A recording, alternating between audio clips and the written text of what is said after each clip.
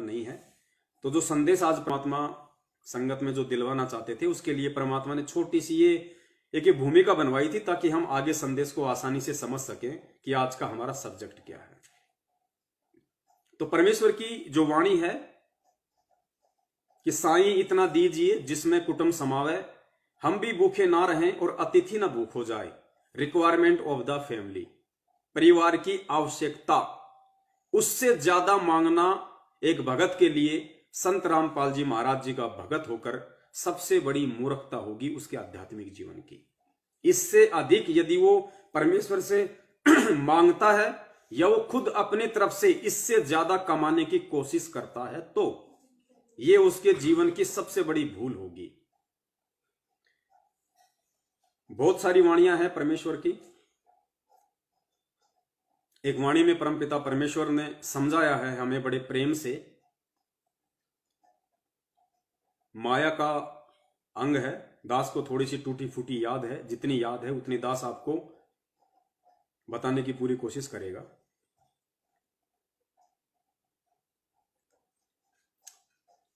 गुरुदेव ने बताया कि परमात्मा ने सत्संग करते हुए अपनी वाणी के माध्यम से कहा कि दानी को नहीं देत हूं, ना राखूं वर्ष करोड़, ये माया है सूम की बंदी सूम गलडोर। गुरुदेव ने कहा कि जो मेरा भगत दान करेगा उसको मैं धन नहीं दूंगा। धन नहीं देने का मतलब उसको उतना ही दूंगा, रिक्वायरमेंट ऑफ द फैमिली। क्योंकि हम वाणी भूल सकते हैं, परमात्मा अपनी वाणी नहीं भूल सकता। तो परमेश्वर ने कहा कि दानी को नहीं देत हूं, जो दान करेगा उसको मैं धन नहीं दूंगा। अब देखना पुण्यात्माओं, इन परमेश्वर की वाणियों पे गौर करना। आज 90% भगत समाज दान यही सोच के करता है कि मुझे धन और ज्यादा मिलेगा। क्योंकि परमेश्वर ने भी अपनी वाणियों में जिक्र किया है कि भाई धन चाहे तो दान कर और मुक्ति चाहे तो नाम। लेकिन परमेश्वर की किस वाणी का कहां पे क्या अर्थ निकलेगा, इस चीज को समझना ही परमेश्वर के उस परमेश्वर के सत्संगों के संकेतों को समझना है। यही तत्व ज्ञान है जो एक शिष्य अपने सतगुरुदेव जी से सीखता है। तो दो वाणियां परमेश्वर ने बोली कि धन चाहे तो दान कर और मुक्ति चाहे तो जप नाम। और दूसरी वाणी में परमात्मा कह रहे हैं कि दानी को नहीं देत हूं, ना राखूं वर्ष करोड़, जो मेरा भगत दान करेगा उसको मैं धन नहीं दूंगा, ना राखूं वर्ष करोड़, उसको धन देकर, दान करने वाली पुण्य आत्माओं को धन देकर मैं करोड़ों वर्षों तक इस काल की जेल में नहीं रखना चाहता। दानी को नहीं देत हूं, ना राखूं वर्ष करोड़, ये माया है सूम की। सूम होता है कंजूस आदमी।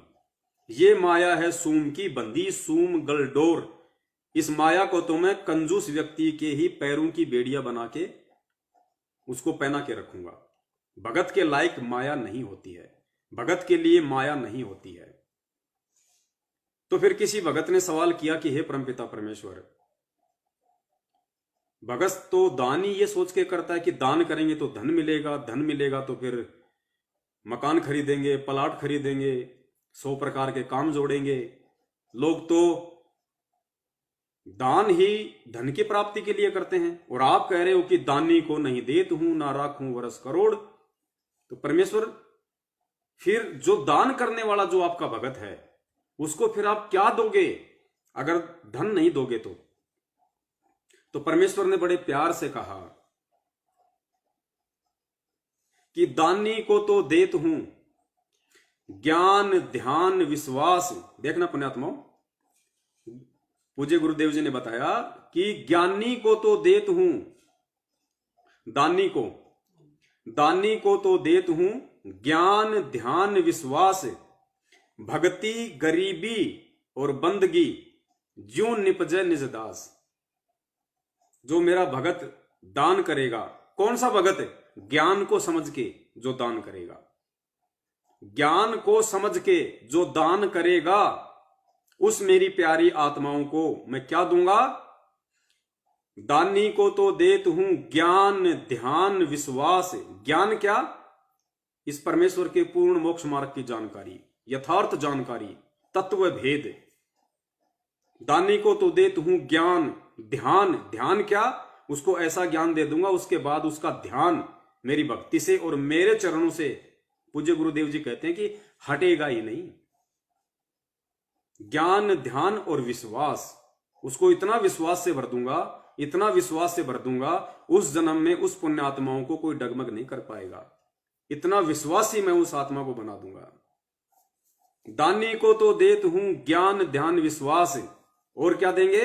भक्ति, गरीबी, बंदगी, ज्यों निपजय निज दास। उस मेरी प्यारी पुण्य आत्माओं को मैं ज्ञान, ध्यान, विश्वास, भक्ति, गरीबी, बंदगी, शील, संतोष, विवेक, दया, अक्षमा, परोपकार, निश्चलता, निष्कपटता, ये सारे गुण जो 16 श्रृंगार हैं एक आत्मा के, ये सारी चीजें मैं उस दान करने वाली आत्मा को दूंगा। जो निपजय निज दास, ताकि जो मेरा दास है वो निपजेगा, उपजेगा, वो बढ़ेगा, वो वृद्धि करेगा भक्ति मार्ग में सतलोक जाने के लिए। तो पुण्यात्माओं, आज वो समय आ गया है, क्योंकि विनाश का समय बहुत निकट है। आप जी देख भी रहे हैं जिस प्रकार से इजराइल और फिलिस्तीन के बीच में जो जंग छिड़ी हुई है। हालांकि भविष्यवाणी के अनुसार अभी 2-3 साल उनमें मैत्री हो जाएगी, समझौता हो जाएगा। भविष्यवाणियों के अकॉर्डिंग 3 साल उनमें समझौता हो जाएगा। उसके बाद फिर भविष्यवाणी के अनुसार उसके बाद फिर वर्ल्ड वार होना है। लेकिन वो समय आ गया पुण्यात्माओं, शुरुआत हो चुकी है। आज आप देख रहे हैं कोरोना ने पिछले 1 साल से कितना कहर मचा रखा है। आपके खुद के भगत भाई बहन आए दिन काल की भेंट चढ़ रहे हैं, दर्दनाक अकाल मौत मर रहे हैं। क्योंकि कोरोना से जो व्यक्ति मरता है तो उस व्यक्ति की क्या हालत होती है, हम सभी लोग वीडियो देखते हैं यूट्यूब पे। ऑक्सीजन लेवल उसका कितना गिर जाता है, श्वास लेने में कितनी दिक्कत होती है, ऑक्सीजन चढ़ाई जाती है, लंबे लंबे सांस लेता है तो कितनी पीड़ा होती है। तो आपके खुद के भगत भाई बहन जो सारनाम तक लिए हुए हैं, आज वो भी कोरोना की भेंट चढ़ रहे हैं। सतनामी और प्रथम नाम वाले की तो बात ही छोड़ दीजिए, और भी अन्य घटनाओं से भगत समाज में रोजाना मौतें हो रही हैं। तो क्यों हो रही है? रीजन उसका यही है, परमेश्वर के ज्ञान को ना समझ पाने के चलते जो कर्म उनको करने चाहिए थे, उन कर्मों से वो भगत भाई बहन दूर हो गए और उन कुकर्मों में लिप्त हो गए जो कुकर्म पूज्य गुरुदेव जी ने करने से मना किया था। कुपात्रों को दान देना, कुपात्रों के हाथ में ज्योति पाठ का पैसा थमा देना, कुपात्र लोगों की संगति करना, उन कुपात्रों के आदेशों को सतगुरुदेव जी का आदेश मान के अपने जीवन में उतारना, ये बहुत बड़ी गलतियां हैं। ये कॉमन सेंस की जो बातें थी वो भी हम नहीं पकड़ पाए तो फिर आगे भक्ति कहां चलनी थी। जितनी बैटरी चार्ज थी परमात्मा ने रक्षा की। और उसके बाद में फिर परमेश्वर की वाणी है कि राम किसी को मारे नहीं, मारे तो हत्यारा राम, अपने आप ही मर जाएंगे कर कर खोटे काम। तो खोटे काम करने संगत ने शुरू कर दिए। सतलोक आश्रम मैनेजमेंट हरियाणा की संगति करके उसने सारे खोटे काम करवा दिए, राजनीति करवा दी, आरक्षणबाजियां करवा दी, गुंडों की सीबीआई जांच में शामिल करवा दिया, लोगों की सीबीआई जांच के लिए संगत से 5-5 लाख रुपए का उनको दान दिलवा दिया। कभी किसी धरने पे, कभी किसी धरने पे, कभी रक्तदान, कभी देहदान, कभी कौन से कुक्रम आपकी आंखों के सामने है। 7 साल से यही राग हम लोग अलाप रहे हैं, क्योंकि वो पुण्य आत्मा परमेश्वर के सत्संगों को आधार ना बना के उनकी वाणियों पे नहीं चली। लेकिन पुण्यात्माओं, अब वो समय आ गया है और ये संदेशा विशेषकर सत्सेवक भाई बहनों के लिए है कि अगर हम थोड़ी बहुत भी भूल में हैं तो हमने वो गलती बिल्कुल भी नहीं करनी है जो गलती हमारे भगत भाई बहन जो काल प्रेरित सतलोक आश्रम मैनेजमेंट हरियाणा के पीछे लग के कर चुके हैं और जो कर रहे हैं और जो उनके परिणाम भोग रहे हैं। तो हमने दो तरफा हमने सावधान होकर चलना है। एक तो जो पूर्व में वो लोग गलतियां कर चुके हैं वो गलतियां हमने भूल कर भी नहीं करनी है और आगे हमने बहुत सोच समझ के चलना है। खुद परमात्मा ने गीता जी का संविधान बताया कि अर्जुन, द्रव्य में यज्ञ की अपेक्षा ज्ञान यज्ञ सर्वश्रेष्ठ है। द्रव्य में यज्ञ की अपेक्षा ज्ञान यज्ञ सर्वश्रेष्ठ है, क्योंकि गीता जी कहां से लिया गया? वेदों से। वेद किसने दिए? पूर्ण परमेश्वर कबीर साहब जी ने। तो गुरुदेव ने अपना ही संविधान गीता के माध्यम से हमें बताया कि अर्जुन, द्रव्य में यज्ञ की अपेक्षा ज्ञान यज्ञ सर्वश्रेष्ठ है। ज्ञान यज्ञ में सारे ही यज्ञ आ जाते हैं। द्रव्य यज्ञ मतलब पैसा दान करना, भोजन भंडारा दान करना, कोई कंबल वगैरह दान करना, रक्त दान करना, देह दान करना, इसको कहते हैं द्रव्य में यज्ञ। तो गुरुजी क्या कह रहे हैं कि अर्जुन, द्रव्य में यज्ञ की अपेक्षा ज्ञान यज्ञ सर्वश्रेष्ठ है। लेकिन आज संगत ने बिल्कुल उल्टा कर दिया। 2014 के बाद संगत ने ज्ञान यज्ञ की अपेक्षा द्रव्य में यज्ञ को सर्वश्रेष्ठ मान लिया और करवा करवा के कुपात्रों को ज्योति पाठ ज्योति पाठ ज्योति पाठ, और आज अपने इतने कर्म बिगाड़ लिए कि चाहकर भी परमात्मा उनकी रक्षा नहीं कर सकता, क्योंकि ये परमात्मा का विधान है और अपना विधान परमात्मा तोड़ता नहीं। ये गीता जी का अटल विधान है कि जीव जैसे कर्म करेगा वैसा फल उसको भोगना पड़ेगा। ये तो जगत और भगत दोनों के लिए है।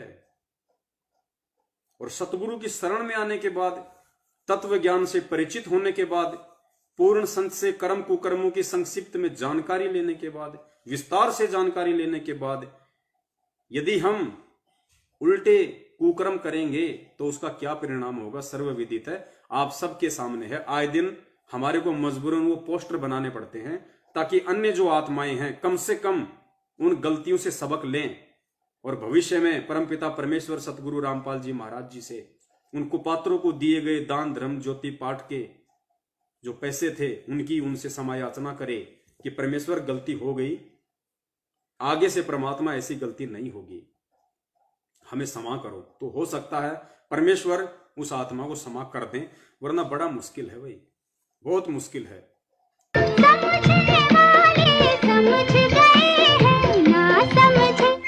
ना समझे वो अनाड़ी है।